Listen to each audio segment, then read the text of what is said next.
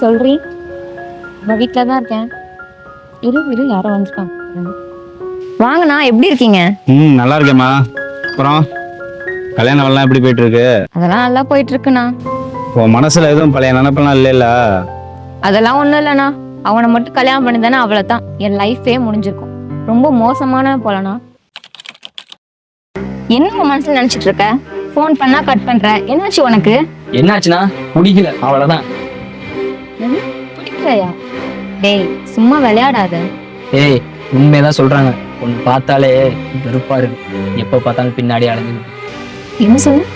வெறுப்பா இருக்கா? வெறுப்பா இருக்குல்ல என்ன பார்த்தா உனக்கு? வெறுப்பா இருக்குல்ல?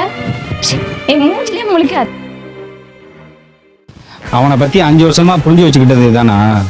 போயும் ஒரு பொம்பளை பொறுக்கிய போய் 5 வருஷமால உட்காந்து. அன்னைக்கு என்ன நடந்துச்சுன்னு உனக்கு தெரியுமா?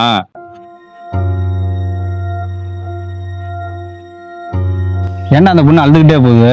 விடு மச்சான், போகட்டும். ஏன்டா ஒரு மாதிரி பேசிக்கிட்டு இருக்கா? இல்ல மச்சான், ரிப்போர்ட் வந்துருச்சுடா.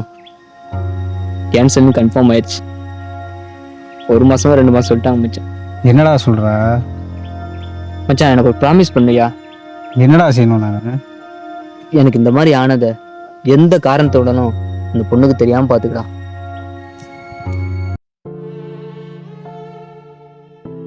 அவனை நான் பார்க்கணும். அது முடியாதுமா. அவன் நம்ம விட்டு ரொம்ப தூரம் போயிட்டான்.